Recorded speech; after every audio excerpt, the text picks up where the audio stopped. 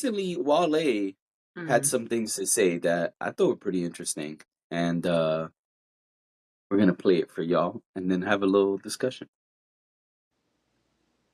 They're so loud now. Like that, just like it's like we're just in a room full of like gazillion people's screaming, a million album reviews, 15 minutes after albums out. A lot of hyperbole, man. Hyperbole is the irreparable damage to like discourse on anything, sports, football, basketball, like for the sake of entertainment of it. Yeah, and some people really only understand hyperbole. Like it's either a classic or it's the worst. You know what I'm saying? And I think it's cooked us a little bit. You know what I'm saying? Like they've been dogging Kobe's legacy lately, like out of nowhere. Mm-hmm. You know, and it's just like this that's the hyperbole thing. Like, man, he was just like what do you mean? What? Huh? Like, you know what I'm saying? Like, right. And they do it a lot more music because it's subjective. So, and that might be one of my most frustrating things about music or art in general, but especially music, black music. Mm-hmm. Like, people will be like, "That's trash," just because they don't like the person who made it, or whatever, or they might, you know what I'm saying, or they had odds with something, you know what I'm saying, like. All right. Wale said, "I'm sick of y'all," and that y'all could be us to some of y'all. So I thought, oh, this is perfect to talk about. That's perfect. I think it's appropriate. Mm-hmm. I totally understand his reference to hyperbole. It is probably one of the most frustrating things for me as a podcaster is not being, not even about being understood. I'm not looking to be understood.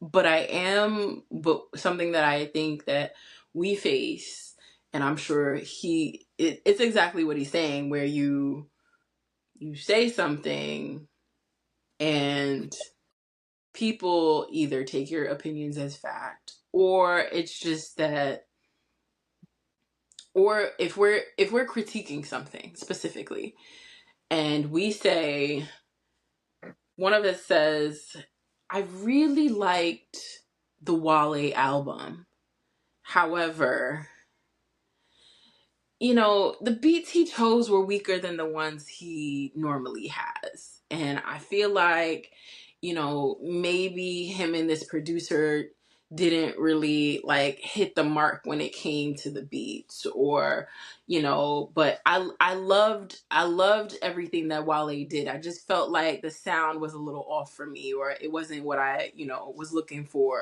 or whatever. I'm just making stuff up, but I'm using him because it's easy to just use him since we're talking about him. People will call us idiots for having that opinion. People will say, "Oh, you're a hater. Oh, you don't like Wale. Oh, you hated the album." No one understands nuance these days. No one understands that multiple things can be true at the same time. People only understand, I absolutely love this album. This album was incredible. Or I absolutely hate this album.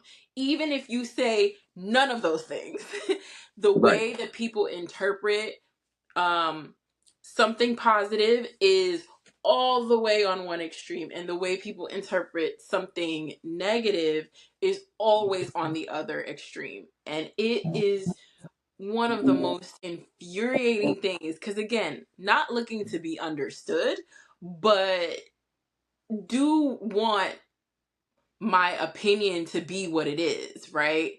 And if I'm not saying I hate listen, we come on here sometimes and say we hate something.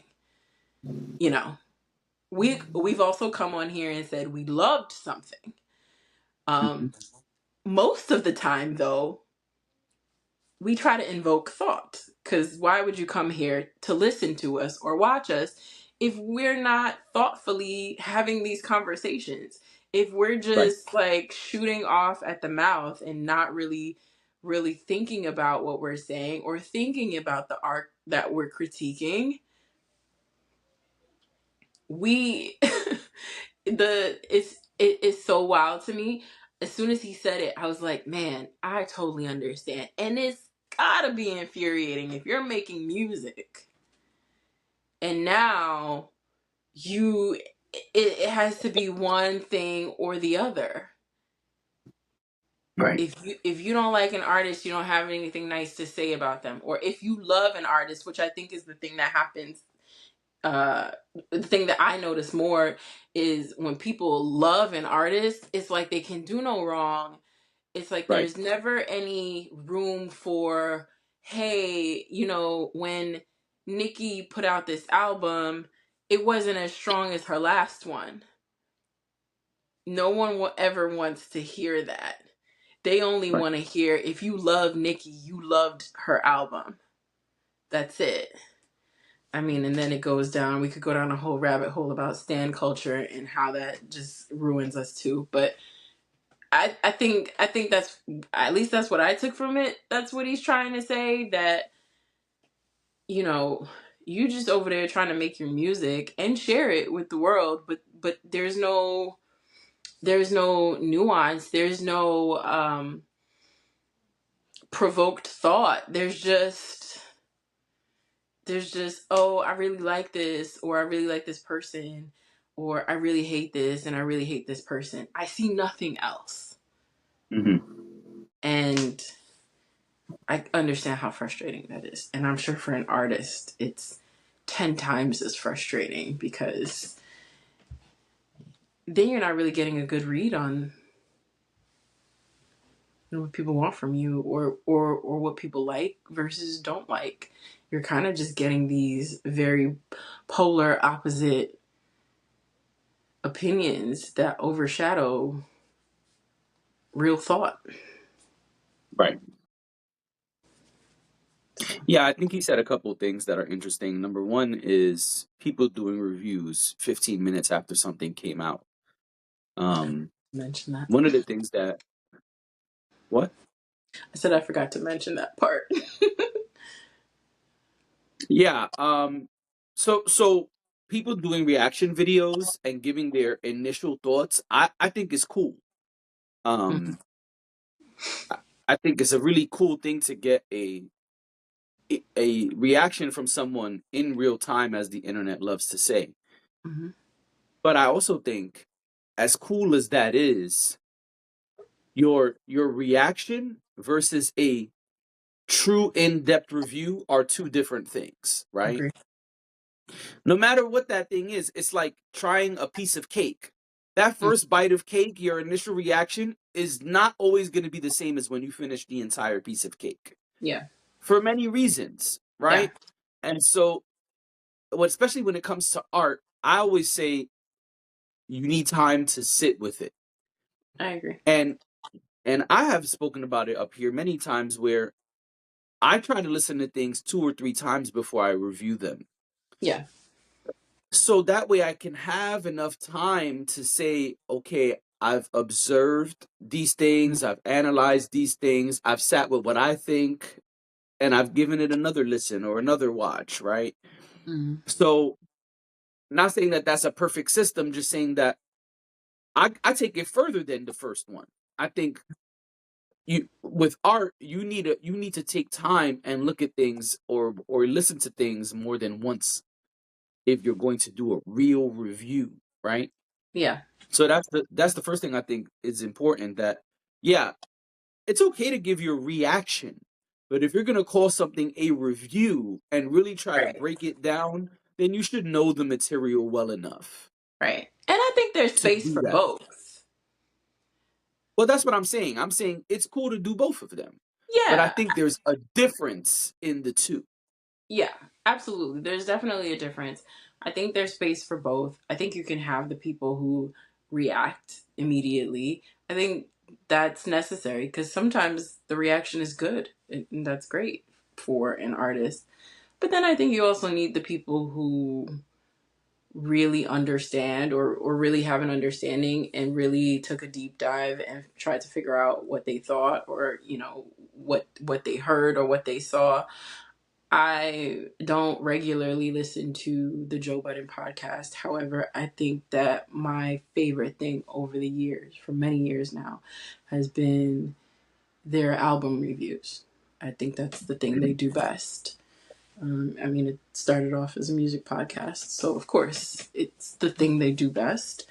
Um, they actually pay attention to the words, to the sounds, to everything that's going on, to little things like ad libs, which I shouldn't even call it a little thing, right? But so I think there's space. I think there's definitely space for both. There's space for you and I realizing at 3 o'clock in the morning that J. Cole put out an album and we listen to it right away, and not even 24 hours later we review it. But also being able to come back a week or two later and saying, actually, I gave it another listen, I gave it a couple more listens, and this kind of, after I sat with it, I had different thoughts. So Yeah, and that leads to the next thing, which is being polarizing. The reason that people are doing hyperbole so much, in my opinion, is two reasons. Mm-hmm. Number one, today, polarizing is popular, or at least that's what people think, right? Today, people think if I get up and shout and break something on camera during whatever point I'm making, that's like, whoa, that's going to be a good clip. That's going to make us popular. That's going to get us popping. We're going to get some clout. And so there's one lane who people feel like polarizing brings popularity, right? Being polarizing brings popularity. So people turn up for the cameras, including myself. But there's a difference between being polarizing and being authentic. And I think today so many people want to be polarizing to be popular that they're not being authentic. The other thing is we live in a microwave society. And so that's why nuance is fading away, because you just want to do a quick zap, right? You don't want to sit and really cook and bake the meal. You want to, what can I have in 2 minutes? You got a hot pocket for me? You got a Pop-Tart I could throw in the microwave? What you got? I need something quick. And so people have this love or hate thing because they don't want to take the time to get in the nooks and the crannies, as they used to say when I was a child. And so because of that, they give you this quick love, hate, love, hate, love, hate, right? And so because the other stuff, and this is my opinion, I'm not saying this is a fact, the other stuff, in my opinion, takes real time. So to be able to say, well, I think this was an amazing album, but something about track 7, I kept going back to track 7. Just track 7, I think that this, the way that this happened and the way that that happened and the way the beat changed 2 minutes and 27 seconds in, you need time to do that.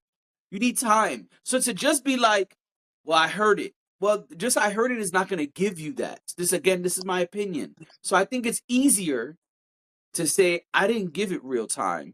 I'm gonna just say love or hate, which and that leads to the last thing to me, which is he said there's people who hate for their favorites, basically, right? I'm summarizing. I'm rephrasing.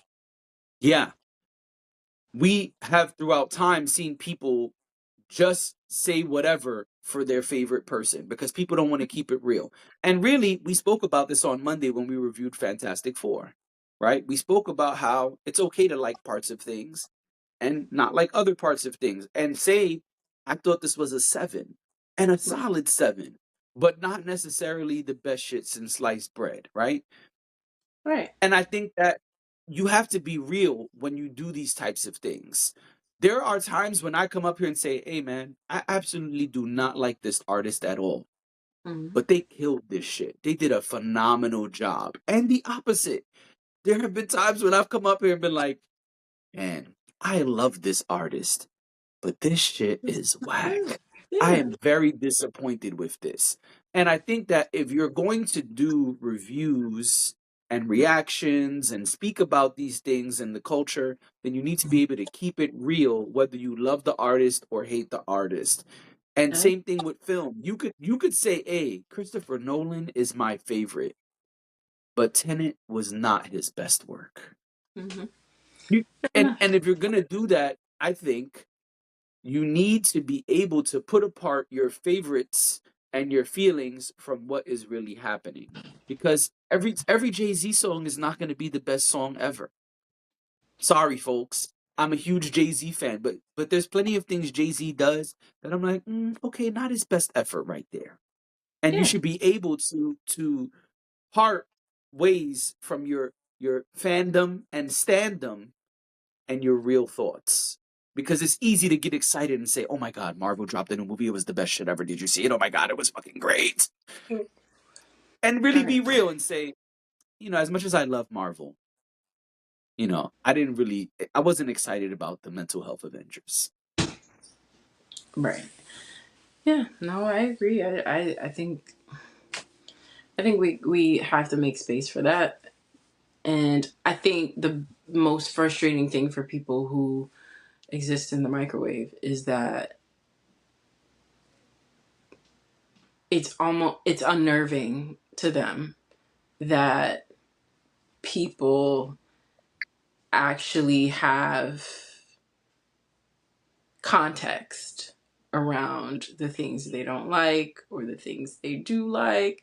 I think it's unnerving to people because people are so used to, oh, I really, really like this, or oh, I really, really hate this. So to actually have to face the person or people who can have a conversation about it is unnerving. And I think that's Yeah. why there's always that push and pull between, oh my gosh, you hate this and your opinion is wrong or whatever it is, because people can't, it's almost like people can't fathom that there could be gray area or there could be some sort of nuance. Right. So it's and it's got to be challenging for content creators, for people who make art, for people who make music, just all around. Just, you know, we lived in a time at one point, we're old, so we can say this. We lived in a time at one point where you had to go to the newspaper or something like that to see reviews or to see even like a restaurant review or a movie review or something like that. And there were really only a really small amount of people that everyone looked to decide whether something was good or not. And now we have all these avenues where all of us can have an opinion and express it publicly. We all have access to that, or at least most of Right. us. Yep. And it's almost like we take it, I say loosely, we take it and we squander it. We don't even we're not even allowing for thought. We're not even allowing for discourse because now we can actually talk about it. We can have a conversation about it. You can have an opinion that I don't have, and we can discuss it, and you can tell me what your perspective is, and I can share my perspective, and maybe we never agree on what the thing is, but I learned something from you, and maybe you learned something from me. So I just, I actually think it's really fascinating, and probably psychologists probably have a field day with things like this. But I would imagine so. it's such a bizarre thing because it's like we have it at our fingertips now. Like we can actually really be a part of the conversation, and a lot of people don't take that opportunity. They take the opportunity to kind of lean to one side, and you know. So yeah. It was a good. It was an interesting take. I like that topic. Thank you for bringing that to the pod. No problem, Bob.